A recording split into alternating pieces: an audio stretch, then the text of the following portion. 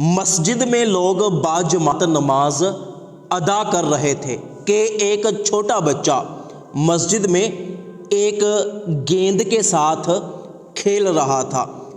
وہ کبھی مسجد میں اس طرف دوڑتا، کبھی اس طرف دوڑتا۔ ایک بوڑھا نمازی نماز پڑھنے کے لیے مسجد میں آیا تو اس کی نظر جب مسجد میں کھیلتے ہوئے بچے پر پڑی تو اس کو بہت غصہ آیا۔ اس نے بچے کو 3-4 تھپڑ لگائے اور بازو سے پکڑ کر اس بچے کو مسجد سے باہر نکال دیا۔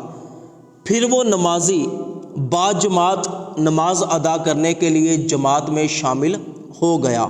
جب وہ بوڑھا آدمی نماز کی نیت کرنے لگا تو اس نے دیکھا کہ ایک بچہ نماز میں ہنس رہا ہے، شرارتیں کر رہا ہے، وہ دوسرے کو کونیاں مارتا ہے اور ہنستا ہے۔ تو اس بوڑھے آدمی نے اس بچے کو بھی 3-4 تھپڑ لگائے اور مسجد سے باہر نکال دیا۔ پھر وہ بوڑھا نمازی باجماعت نماز میں شامل ہو گیا اور نماز پڑھنے لگا۔ بچے آخر بچے ہوتے ہیں۔ جن 2 بچوں کو اس نمازی نے مسجد سے نکالا تھا وہ بچے دوبارہ مسجد میں آ گئے اور جماعت سے علیحدہ ایک جگہ کھڑے ہو کر نماز پڑھنے لگے۔ تو باجماعت نماز پڑھنے والے لوگوں نے نماز مکمل کر لی، لیکن یہ 2 بچے ابھی بھی نماز میں سنجیدہ نہیں تھے اور نماز میں ہنس رہے تھے۔ تو وہ بوڑھا آدمی بڑے غصے کے ساتھ پھر اٹھا اور ان دونوں بچوں کو اس نے 2 تھپڑ لگائے اور مسجد سے نکال دیا، اور پھر جا کر لوگوں کے ساتھ صف میں بیٹھ گیا۔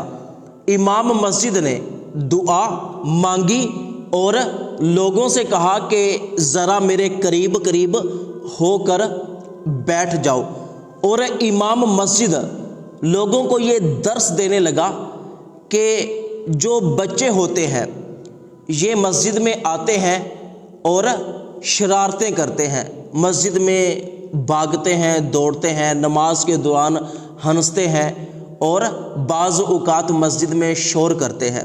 جس طرح تھوڑی دیر پہلے میں نے دیکھا کہ یہ 2 بچے وضو کرنے کے لیے وضو خانے میں بیٹھے ہوئے تھے اور پانی کا نل چھوڑ کر آپس میں ہنس رہے تھے، باتیں کر رہے تھے۔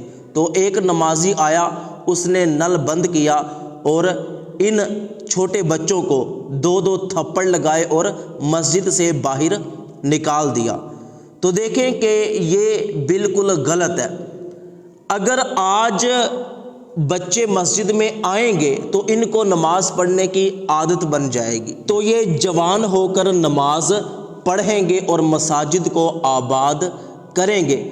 لیکن اگر ہم نے ان بچوں کو ان کے بچپنے کی وجہ سے مسجد سے باہر نکال دیا، کیونکہ یہ بچے ٹی وی چھوڑ کر، موبائل چھوڑ کر، کھیل کود چھوڑ کر مسجد میں آتے ہیں، تو اگر ہم ان کو ماریں گے اور مسجد سے نکال دیں گے تو یہ مسجد میں آنا بند کر دیں گے۔